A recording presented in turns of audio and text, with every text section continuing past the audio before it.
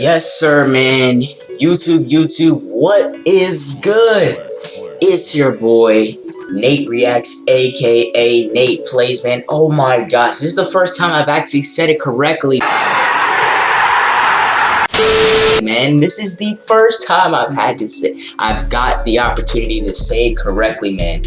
But nevertheless, man, your boy's back. As you guys can see, well, you can only see this wall, but I'm not in the room anymore. You know, this is a different house, a new house, and stuff like that, man. I told you guys in my most recent video that your boy was moving, man. And it was probably gonna take me a week, but nevertheless, a week later, man, we are back at it and ready to come back with these reactions for you guys, man, and also to come back with the gameplays and stuff like that on my main channel, man. I just posted my first video back, my official first video back, and stuff like that, man. Yeah, man, I'm just ready to finish these playoffs, man, these 2K22 playoffs, so we can go ahead and get into 2K23. Because as a matter of fact, this probably would have been the week that I would have been done with everything pretty much. But nevertheless, man, we are back at it. And, you know, ready to post, man, on this reaction channel and on the main channel, man. But once again, man, link will be in the description for my, you know, my most recent video. But yeah, man, without further ado, for this video, we're gonna be reacting to Jimmy High Roller. Now, I know there's a lot of things that I could have reacted to, man. I most recently heard the news about you know, Chet Holmgren and stuff like that. We could be reacting to that. But in the J crossover league, the condensation game, you know, with LeBron James, Jason Tatum, all those guys, Paulo, DeJounte, Chet playing in a league, stuff like that, man. So, you know, there's so many stuff that we could have reacted to, man. But we're here with Jimmy High Roller, man, and the video for today is 10 insane facts about the NBA that may just blow your mind. I've already gave my boy a like before I even started recording, because I know that it's gonna be hot fire, man. I know it's gonna be fire, man. He's gonna come out with these. You know, I know it's gonna be cooking. I know it's gonna be a fire video, man, for sure. That's not even a question about it. I love his videos, man. I love guys like this, man. But today's only gonna be one reaction video, man. You know, to start off something simple, something easy. Then next time, it's probably gonna be 2 reaction videos instead of just 1. But yeah, man, we are here with the video. Without further ado, let's go ahead and get into it. Maybe we might be surprised. Maybe we might not. We'll have to go ahead and see. During the early days of the NBA, things Let's get it. Hold on. We gotta increase the. We gotta put that to 1080p, man. What are we doing out here? We gotta put that to 1080p, man. Hey, usually it's at 1080p. I guess this time it's not. In the NBA, things were different. Not a whole lot of high-flying dunks. Actually, there were no dunks whatsoever. Yeah, nah, it was only layups, man. Sky hooks, you know what it is. A circus act, and some of the wildest shots you'll ever see in your life. And one of the early pioneers of this young NBA was a player named Joe Fulks. Now, Fulks was a bad man. One of the NBA's first superstars, was the first scoring leader in NBA history, and had even scored 63 points in a single game. He was doing his thing. An NBA record at the time. He was doing his thing. Probably a Hall of Famer. Decade. 63? One thing was for certain. It was that Joe was going to shoot the shots, and no one was going to Indianapolis Jets. Even if they should have. Because Joe's single-game scoring record is not the only NBA record that he broke throughout his 8-year career. In a regular season game in 1948, Joe Fulks broke the NBA record for the most missed shots in a single game. A record that still stands to this day, and a record that will probably never be broken. See, here is some all-time NBA greats and the most missed shots they've ever accumulated in one game. Only a few greats have missed less than 20 shots in a single game. Steph had a game where he missed 21 Kawhi, shots. LeBron has missed Charles, 23 shots in a Giannis, game. That's a lot of names. 27 shots in a single That is a lot of names. Larry Bird, Julie, Dr. J, entire career. Kobe had 30, Russ had 27, not surprised. You know, Russell West. 37 no, I'm just kidding. I'm just kidding. I'm just kidding. And then 37. There's Joe Fulks, who 42? in 1948 missed 42 shots in a single Not that much of a difference, game. but still, that's actually crazy. And Durant. Okay, now that's crazy. Now that's crazy. He missed more shots than these guys, and these guys are maybe he is a Hall of Famer, Joe Fulks. I don't know. We'll have to see. We'll have to dig deep into the Hall of Fame book. We have to, you know, read our books about the NBA and stuff like that, man. But this is just crazy right here, man. 35, 36, 37, you know, field goals. Max field goals attempted from these guys, Steph Curry, LeBron, and KD. And this dude, he missed 42. Jeez. He was probably 10. I'm not gonna lie. He might have been 10 or 42, man. There is no way he scored. He shot like 80 shots or something like that. Oh, what are we doing, man? What are we doing? But let's get back into it. Let's get back into it. I accidentally hit escape in a single game in their entire careers. But Joe was built different. 99 problems and a field goal percentage ain't one. Because Joe also holds the 2nd, 5th, 6th, and 10th spots for the most missed shots in a single. So this isn't just a one-time occasion. Insane NBA facts. This is on a regular basis. To believe 99 problems and 42 of them. Back in 2002, Gatorade shot a commercial that featured a 39-year-old Michael Jordan going one-on-one with a younger version of himself. This commercial was first aired during Super Bowl 36 in front of... Yo, that actually does look like Michael Jordan too. Remains one of the most iconic sports commercials of all time. But what people didn't realize at the time was that the athlete that played the young version of MJ was actually a 22-year-old Jamal Crawford. Despite entire articles being written about the commercial itself, Crawford was never truly credited for his... Yo, that's actually crazy. I've seen this commercial in like commercial compilations on YouTube. I do watch, you know, I watch a lot of basketball, man. The majority of my life is basketball, man, if you guys know what I mean. But yeah, man, that's just surprising, man. I've seen this commercial reoccur so many times on different videos, but bro, that's baffling. I didn't know that was Jamal Crawford. How old was he, man? How old was he, bro? It was like 2000, what did he say, 2003 or something like that?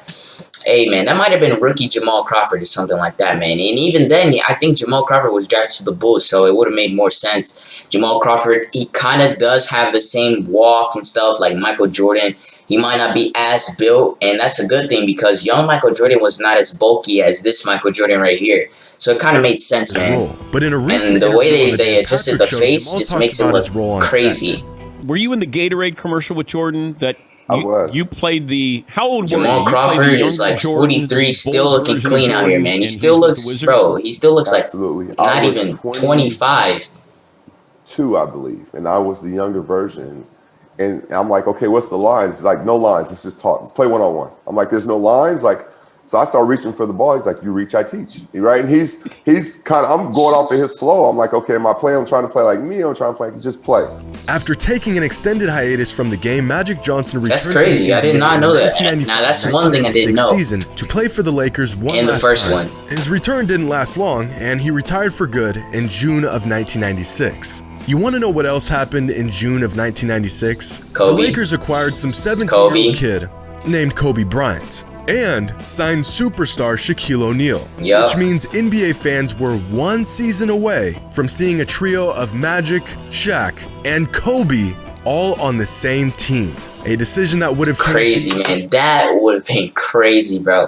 Now talk about that, man. I think, you know, with these three right here, it's not only is it going to be a 3-peat, bro, it might be a 5-peat or something like that. If let's say Magic Johnson, he played you got drafted in like 1990 or something like that, bro. You got prime Magic, Kobe, Shaq. That is crazy, out of this world, man. Yo, that's something baffling right there, man. That is baffling. Okay, so I knew he came back in 96 because I used to watch old clips. Once again, man, I watch a lot of basketball, so a lot of this I can remember seeing in different videos and stuff like that, man. But I do remember seeing a video of Magic Johnson in a 96 game. The entire so yeah, man, that's crazy. Of the NBA. Now, for younger NBA fans, it feels like LeBron has been around since pretty much the dawn of time. Yeah, man. In fact, for a lot of fans of the NBA, they've never seen a league without LeBron James. And that's because LeBron has been in the NBA for longer than he hasn't been in the NBA. I know, that sounds a bit weird, so let me explain. What's that supposed to mean? LeBron was 18 years and 303 days old when he was drafted into the NBA. And as of today, LeBron has been in the NBA for 19 years and 48 days.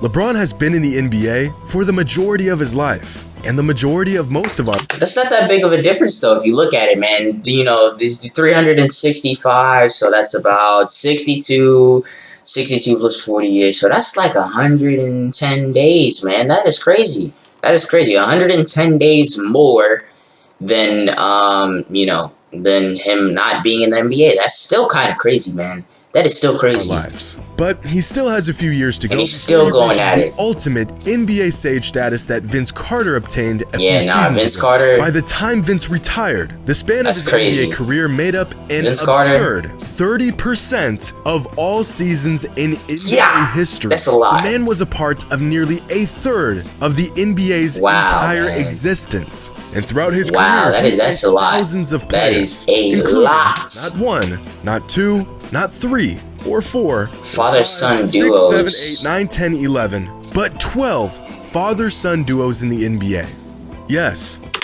Bro, and that's just a true testament to, Vince Carter, man. Vince Carter, the reason he was able to stay in the NBA that long is because of adjusting, man. Adjusting a lot, I'm not in the NBA, I don't know, but from a viewer's standpoint, what I know is that it takes a lot of adjusting and stuff like that. If you really want to last long in the NBA, you have to adjust to, the everyday, the modern game and stuff like that. Like, back then it was more, mid-range, stuff like that. Then he was dunking, one of the greatest dunkers of all time. Then later on in his career, he dealt with injuries and stuff like that, so it's okay. Now that I've dealt with injuries and stuff like that, man, now I could probably just go ahead and switch to, like, shooting, just getting easy buckets like that, man. I don't have to, jump over anybody, break any, jump over anybody. Yep. Still goes right at it, misfires.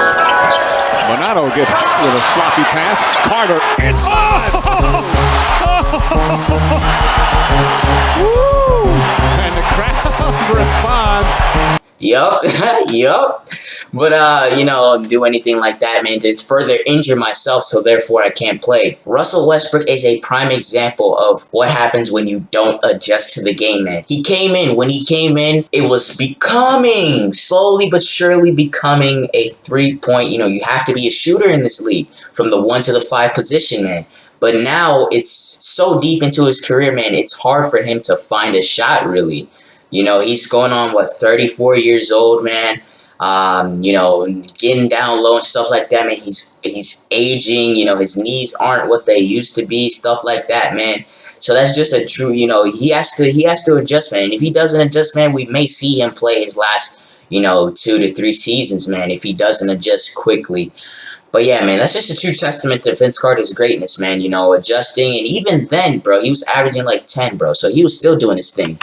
You heard that correctly. Vince Carter was in the NBA for so long that he played the father and the son of 12 different NBA families. That's crazy. Now, if you had to guess which player has the highest offensive rating in NBA history, who would you guess? Jordan, LeBron, Steph, maybe Shaq or Kareem, maybe even throw in a wild card guess like Jokic or Giannis? Well, it really doesn't matter. Because I don't know. Guarantee maybe Harden? 100% maybe KD? Your guess is wrong. Who is it? No offense. Who is it? It's just that the current record holder is literally the last guy you would expect. I gotta know. Because the all-time leader for offensive rating is Rudy Gobert. Rudy Gobert? How? How is that Rudy Gobert? For perspective, LeBron is 43rd all-time at 116. Steph, Durant, and MJ are all very close with career offensive ratings of about 117. And Rudy Gobert, man, I see so many random names here. Danilo Gallinari, with an offensive rating Steven Adams, and you have John Stockton, Jimmy Butler. Some advanced stats are really good. Not quite sure if this is one of them. Now, a better advanced stat is game score. It's by no means some perfect stat that'll tell you everything you need to know, but it does do a solid job at summarizing the efficiency and production of a single player on a game-to-game basis. From this stat, we can find out what is generally considered a good game and what is considered a bad game from a statistical standpoint. And according to this stat, anything less than a game score of 10 is a relatively bad game for a good player. And if we use this information as the standard metric, then the NBA record for the longest streak of games without a... Hey, hold on, y'all. Once again, this is a new house and stuff like that, man, so you're gonna hear echoes and stuff like that. If you guys do hear echoes, I apologize, man. That's family and stuff like that, man, in the living room and stuff, so once again, I apologize. Yeah.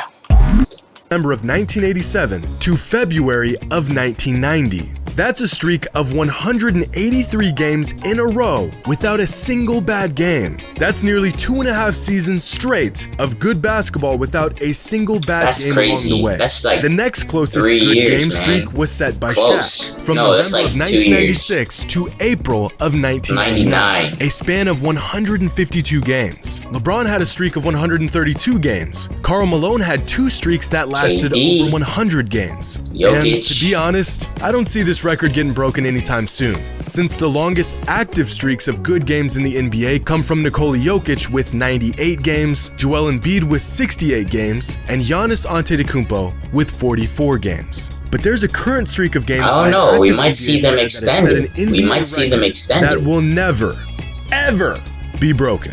More What is unattainable than Wilt's 100-point single-game record or Stockton's career assist record is LeBron's streak of regular season games with double-digit scoring. Now, some of you are probably familiar with the streak, but to understand the sheer insanity I'm not familiar with it, so what is it? We need to take a deeper look into the numbers. Right now, LeBron's active streak of games scoring at least double-digit points is 1,096 games. The last time LeBron failed to score at least 10 points in a regular season game was all the way back on January 6th, 2007. That's a lot. 15 years ago. To put this absurd streak So into he's perspective, he's been doing it pretty much every game since then. That is crazy, man. So 82 times, bro, that's a lot. there are That only is a 6 lot.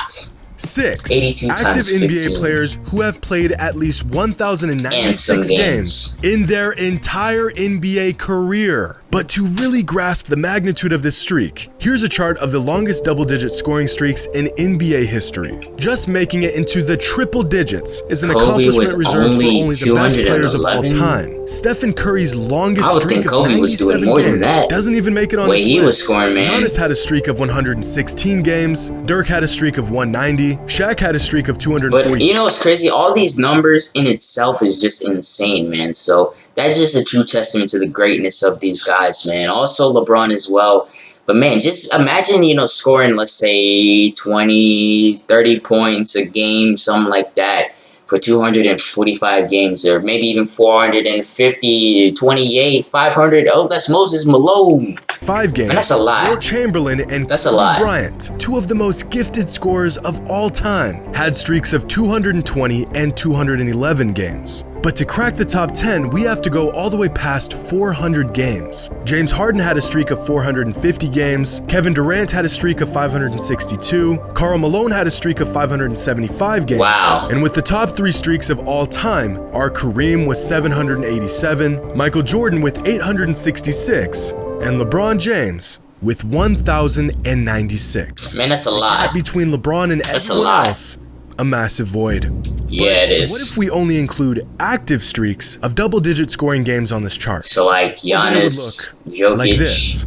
The next closest And streak Luka. held by Luka Doncic with 167 games. Luka would have to score double-digit points in every game while playing at least 70 games a season until the 2035 NBA season to even come within reaching Yo, that is crazy. So that's I mean, that's like, either way, that is still crazy, man. But you gotta look at it, man. Ever since these most recent seasons, these past 3 seasons, LeBron has been missing games. I don't think he's ever been on load management, so he hasn't just, outright missed any games. So, every other, pretty much every season until about this time frame, these past 3 years, LeBron has been playing like 70 plus games, and to be doing it 19 years and to just now starting, to get injuries and stuff like that, that's a true testament to, how unhuman LeBron James is, man. That is crazy right there, man. distance That is crazy. of this streak. And that, ladies and gentlemen, is an unbreakable record and an NBA fact you had to see to believe. Hope you all enjoyed. And as always, until next time. Hey, man, that is crazy right there, man. That is crazy, bro. A lot of these, I think pretty much not every fact. Not every fact. I mean, the only fact that really, the only fact that I knew was the Magic Johnson one.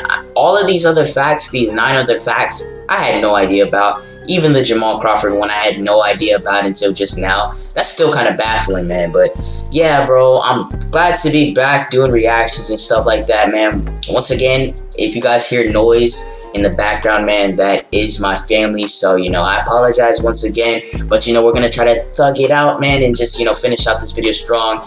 But, hey, that's going to conclude today's video. I'm only dropping one nice and easy video for the comeback, man. I was thinking about doing 2. But I think, you know, I'm just going to do 1 to kind of shake off the rust of me not being, you know, editing and, you know, really just on YouTube or anything like that. But yeah, man, that's going to conclude today's video. Hope you guys enjoyed this reaction, man. I love doing reactions and stuff like that. Once again, I did drop a video on my main channel. Link will be in the description, so you guys go check that out, man. But hey, man, this is Nate Plays. Scratch that. This is Nate Reacts, aka Nate Plays, signing off, man. Love you guys. Peace, man. Glad to be back and reacting.